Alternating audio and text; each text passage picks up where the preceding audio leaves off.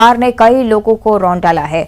लोगों ने कार चालक की जमकर पिटाई की। इस वारदात के बाद भिलाई के सुपेला क्षेत्र की घटना, ड्राइवर और मारपीट करने वाले पर केस दर्ज हो चुका है। सुपेला थाना क्षेत्र की यह घटना भिलाई से जानकारी, जहां हिट एंड रन का मामला सामने आया। हालांकि ड्राइवर को तमाम लोगों ने पकड़ा, उसकी जमकर पिटाई की। तस्वीरें इस घटना की आपकी टीवी स्क्रीन पर, जहां लोग इस तरह से गाड़ी पर चढ़े भी नजर आए। कई लोगों को टक्कर मारी इस गाड़ी ने और उसके बाद ये घटना, और मौके पर अफरा तफरी तब मची जब ड्राइवर को पकड़कर भीड़ ने मारपीट शुरू करी। तो भिलाई की ये घटना बताई जा रही है। हालांकि ड्राइवर के खिलाफ केस दर्ज हो चुका है, साथ ही साथ जिन लोगों ने उसके साथ मारपीट की उन पर भी केस दर्ज हुआ है। पुलिस मामले की तफ्तीश में जुटी हुई।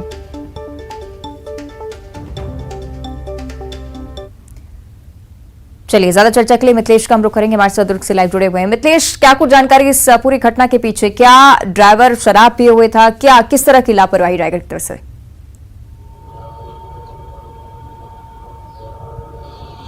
देखिए, अभी एमएलसी रिपोर्ट आना बाकी है। एमएलसी रिपोर्ट आने के बाद में ही ये स्पष्ट हो पाएगा कि आखिरकार ड्राइवर क्या शराब के नशे में था। लेकिन सबसे बड़ी बात यह है कि जिस जगह में ये घटना हुई है, भिलाई का हृदय स्थल कहलाता है। भिलाई का सुपेला क्षेत्र है, जहां पर देर रात घटना हुई है। एक बारात निकल रही थी, पीछे से कार आ रही थी, वो अनियंत्रित कार थी। किस तरह से घटना हुई ये तो पता नहीं चल पाया, जांच में स्पष्ट हो पाएगा। लेकिन पीछे से उसने कई लोगों को ठोकर मारी, इससे कई लोग घायल हुए हैं। करीब आधा दर्जन लोग घायल हुए। इससे आक्रोशित हो उठे लोग और उन्होंने इस घटना के बाद में उस कार को घेर लिया और उस कार को घेरने के बाद में इस कदर उसकी पिटाई की कि देखने वाले के भी रोंगटे खड़े हो जाए। काफी लहूलुहान अवस्था में इसको अस्पताल में भर्ती कराया गया। वहीं जो घायल हुए थे कार के ठोकर से, उनको भी अस्पताल में भर्ती कराया गया है। तो कार चालक के विरुद्ध भी अपराध दर्ज किया गया है और जो मारपीट करने वाले थे उन पर भी बलवा का केस दर्ज किया गया है। तो अभी पूरे घटना की जांच की जा रही है और जांच के बाद में ही पूरी चीज स्पष्ट हो पाएगी कि आखिरकार क्या कार चालक नशे में था या और किस तरह से ये घटना हुई है।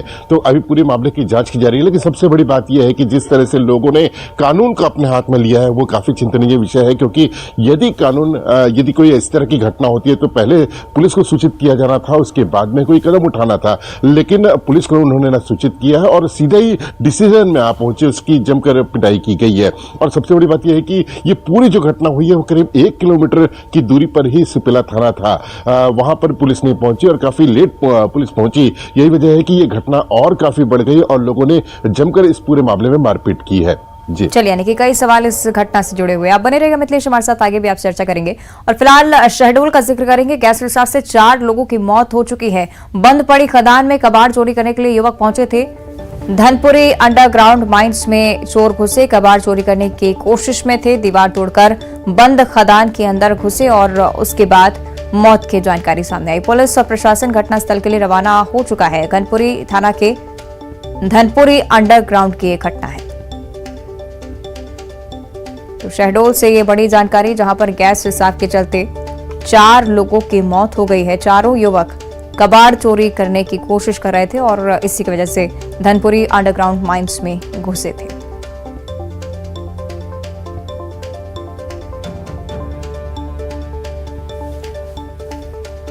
तो आपको बताएं कि पुलिस की टीम भी मौके पर पहुंची। मौके पर अफरा तफरी का माहौल। हालांकि लंबे समय से खदान यहां पर बंद पड़ी हुई थी और कबाड़ चोरी करने की फिराक में 4 युवक यहां पर पहुंचे, लेकिन गैस का रिसाव होने लगा और इस वजह से चारों की दम घुटने की वजह से मौत हो गई। तो बंद खदान के अंदर ये चारों युवक घुसे थे। हालांकि पुलिस भी मौके पर पहुंची है। तफ्तीश लगातार पुलिस की तरफ से की जा रही है। पुलिस प्रशासन घटनास्थल पर फौरन रवाना हुआ और खदान के अंदर घुसे चारों युवकों को बाहर निकाला गया। हालांकि उनकी मौके पर ही मौत हो गई, क्योंकि बताया जा रहा है कि खदान के अंदर गैस का रिसाव शुरू हो गया था। कबाड़ चोरी करने की कोशिश में चारों युवकों ने अपनी जान गंवा दी। दीवार तोड़कर बंद खदान के अंदर घुसने की कोशिश थी उनकी तरफ से और जैसे ही खदान में एंटर हुए, गैस का रिसाव शुरू हुआ। चारों की घटनास्थल पर ही मौत हो गई। सहयोगी सौरभ हमारे साथ फोन लाइन पर जुड़ रहे हैं। सौरभ, क्या कुछ जानकारी इस घटना पर? घटना जो है देर रात की है। धनपुरी खदान बंद पड़ी खदान थी। कई सालों से खदान बंद पड़ी हुई थी। कॉलेज प्रबंधन द्वारा इसमें दीवार लगाकर इसे बंद कर दिया गया था, लेकिन कुछ दिनों से कबाड़ चोरी घटनाएं तेजी से बढ़ गई थी। देर रात करीब 5 लोग खदान के अंदर घुसे थे कबाड़ चोरी करने के लिए, जिसमें से जब 5 युवक बंद खदान के अंदर घुसे तो वहां से जब गैस रिसाव होने लगा तो जब उन्हें समझ में आया कि गैस रिसाव हो रहा है, हम ढंग से सांस नहीं ले पा रहे हैं, उन्होंने भागने का प्रयास किया। इन 5 युवकों में से 4 युवक वही मौके पर रह गए, 1 युवक भागने में सफल हुआ। जब वह भागकर अपने घर आया तब उसने बताया कि हम 5 कबाड़ चोरी के लिए वहां गए हुए थे और मेरे 4 साथी वहां फंसे हुए हैं। तब बाकी परिजन मौके पर आए, जिसकी जानकारी पुलिस को दी गई, प्रशासन को दी गई, जिसके बाद यह स्पष्ट हुआ कि मौके पर कबाड़ चोरी घटना हुई है और जिसमें 4 युवक फंसे हुए हैं। जब तक प्रशासन और दल वहां पर पहुंचा उन 4 की मौत हो चुकी थी। मैं बताना चाहूंगा, जब तक यह युवक जो 5वां युवक है भागकर निकलकर घर नहीं आता तो 4 या 5 युवकों की मौत बंद खदान के अंदर हो भी जाती तो किसी को इसकी जानकारी भी नहीं लग पाती। धनपुरी की जो खदान जिसके बारे में ये घटना है सौरभ, क्या इस जगह पहले भी चोरी के प्रयास किए जा चुके हैं? क्या पुलिस प्रशासन की तरफ से यहाँ पर कोई खास व्यवस्था नहीं थी ये दर्शाने के लिए कि अंदर जाना खतरनाक हो सकता है? बिल्कुल मैडम, सही बात है। ये जो धनपुरी जो कोयलांचल क्षेत्र है, इसमें चारों तरफ माइंस ही माइंस है। इस कारण से कोयला और कबाड़ चोरी की घटना यहाँ हर दिन होती है, जिसमें पुलिस और प्रशासन और खुद कॉलेज प्रबंधन की सहाय होती है।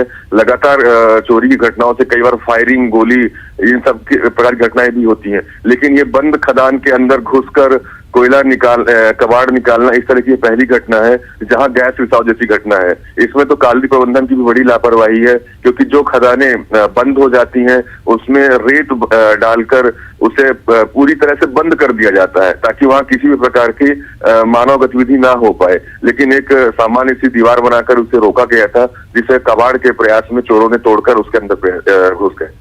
चलिए, निश्चित तौर पर बड़ी लापरवाही के तौर पर इसे हम देख सकते हैं सौरभ, लेकिन बड़ी बात यह कि क्या स्थानीय लोगों की तरफ से अभी तक कोई प्रतिक्रिया इसको लेकर, क्योंकि जिस तरह से आप जिक्र कर रहे हैं कि लापरवाही जमीनी स्तर पर बढ़ती जा रही थी, क्या उनकी तरफ से अभी तक कोई बयान है? परिजनों में आक्रोश है। जो परिजन है, जिन 4 युवकों की जो मौत हुई है, उनके परिजन और स्थानीय लोग अभी एकत्रित हो रहे हैं। मौके पर सभी लोग इकट्ठे हो रहे हैं। उम्मीद है कि अभी ये सारे लोग प्रशासन के पास पहुंचेंगे।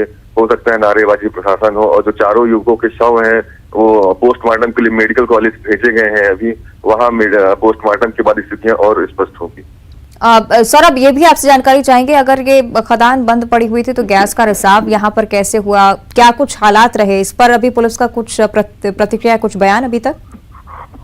जो खदानों से कोयला निकाल लिया जाता है, ये खदानें भूमिगत होती हैं। यहाँ एक सुरंग बनाकर जो कॉलेज प्रबंधन होता है वो कोयला निकालता है सुरंग बनाकर, और जब कोयला निकल जाता है तो नियमतः कॉलेज प्रबंधन को इन खदानों को डिप्लेयरिंग, सामान्य शब्दों में कहूँ तो इनके अंदर रेत भर के इन्हें बैठा दिया जाता है ताकि नीचे कोई पोल ना रहे, कोई सुरंग जैसी स्थिति ना रहे। तो कॉलेज प्रबंधन ने जिस समय पे एक खदान को बंद किया होगा तो वहां पे रेत ना डाल के सिर्फ बाहर से दीवार लगा दी।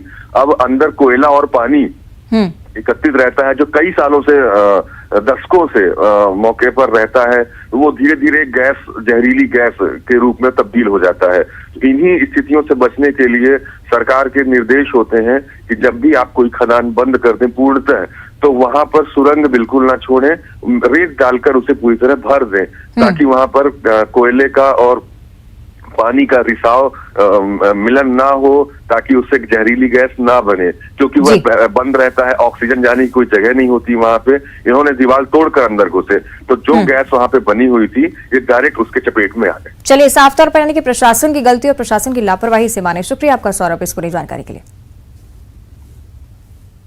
और प्रधानमंत्री नरेंद्र मोदी आज इस साल बोर्ड एग्जाम में शामिल होने वाले स्टूडेंट से परीक्षा पे चर्चा कार्यक्रम में बातचीत करने वाले हैं। बच्चों को परीक्षा से संबंधित टिप्स और ट्रिक्स दिए जाएंगे। परीक्षा पे चर्चा कार्यक्रम का ये 6वां संस्करण होगा, जो कि दिल्ली के ताल कटोरा स्टेडियम में सुबह 11 बजे से शुरू होगा।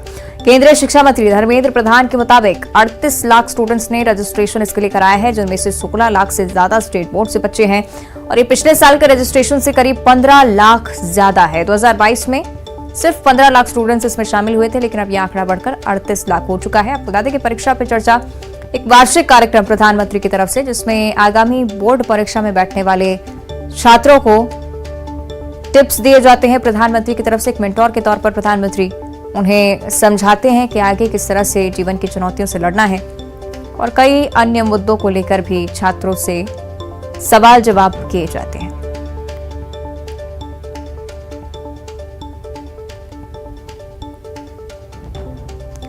चलिए और ज्यादा चर्चा इस पर हम करेंगे। सहयोगी अनुराग श्रीवास्तव हमारे साथ लाइव जोड़ने का हम करते हैं। अनुराग, एक बार फिर से परीक्षा पे चर्चा कार्यक्रम का दिन और इसी तरह की उम्मीद होती है कि एक बार फिर से प्रधानमंत्री को मेंटोर के रूप में देखा जाए। क्या कुछ होगा आज के कार्यक्रम के दौरान?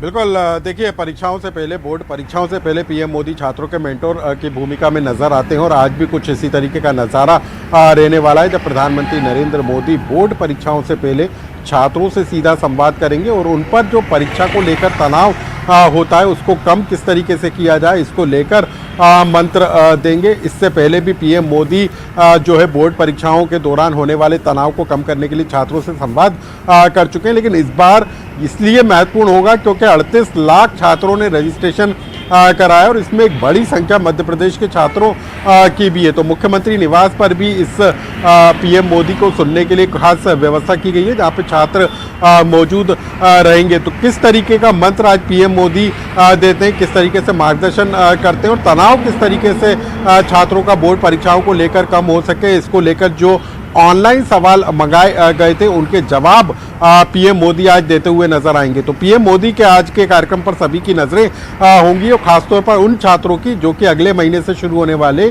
बोर्ड परीक्षाओं में शामिल होने वाले हैं। चलिए अनुराग, इंतजार इस कार्यक्रम के आगाज का। शुक्रिया आपका इस जानकारी के लिए। फिलहाल और भोपाल से बड़ी खबर का रुख करेंगे। नवनियुक्त पुलिस आरक्षकों को आज नियुक्ति का प्रमाण पत्र दिया जाना है और आज नियुक्ति प्रमाण पत्र सीएम शिवराज वितरित करेंगे। पिछले साल नियुक्ति हुई थी 6000 पुलिसकर्मियों की और सीएम उन बेहतर सुरक्षा कर्मियों के लिए प्रमाण पत्र भी वितरित करने वाले हैं और साथ ही साथ किस तरह से कठिन परिस्थितियों से वो निपट सकते हैं, इस बारे में भी उनकी तरफ से टिप्स साझा किए जाएंगे। नेहरू नगर पुलिस लाइन में इस खास कार्यक्रम का आयोजन प्रदेश भर के नवनियुक्त आरक्षकों को बुलाया गया है।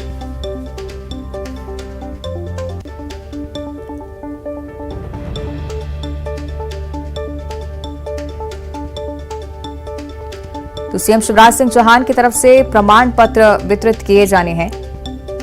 पुलिस आरक्षकों की नियुक्ति हुई है और नवनियुक्त पुलिस आरक्षकों को टिप्स एंड ट्रिक्स भी वो बताएंगे, किस तरह से कठिन परिस्थितियों में पुलिसकर्मी काम कर सकते हैं, इस बारे में जानकारी साझा करेंगे। तो आपको बता दें कि सीएम शिवराज सिंह चौहान इस कार्यक्रम में शिरकत करने वाले हैं और ये तस्वीरें आपकी टीवी स्क्रीन पर देखिए, कितनी बड़ी संख्या में पुलिसकर्मी यहां पर पहुंचे हैं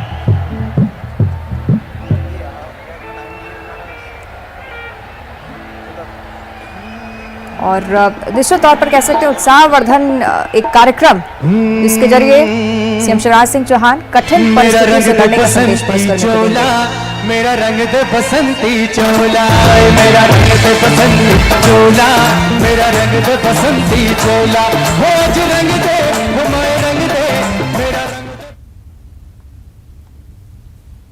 और प्रदेश में हाथियों का उत्पात लगातार जारी है। गरियाबंद के पिंकेश्वर में हफ्ते भर से हाथी उत्पात मचा रहा है। जमाही गांव में रात होते ही हाथी यहां पर पहुंच जाता है और जमकर उत्पात मचाने लगता है। वन विभाग की टीम ने जमाही, फुलझर सहित कई सारे गांवों में हाथी को लेकर अलर्ट जारी कर रखा है और उधर जशपुर के पत्थल गांव में 4 हाथियों ने कई मकानों को तोड़ दिया।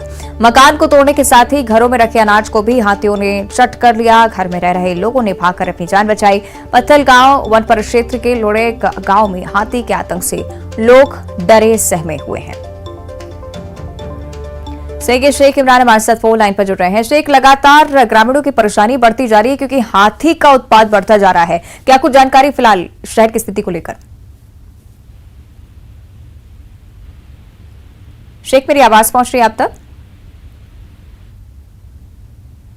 चलिए कोशिश करेंगे हम संपर्क करें, लेकिन 2 तस्वीरें आपकी टीवी स्क्रीन पर। एक तरफ एक अकेला हाथी जो कि इस इलाके में उत्पात मचाया हुआ है, गरियाबंद की तस्वीर, और दूसरी तरफ जशपुर के उन क्षेत्रों को भी देखिए जहां पर हाथी ने घरों को नुकसान पहुंचाया, क्षतिग्रस्त किया है। और बुलेटिन में इतना ही। देखते रहिए न्यूज़ 18।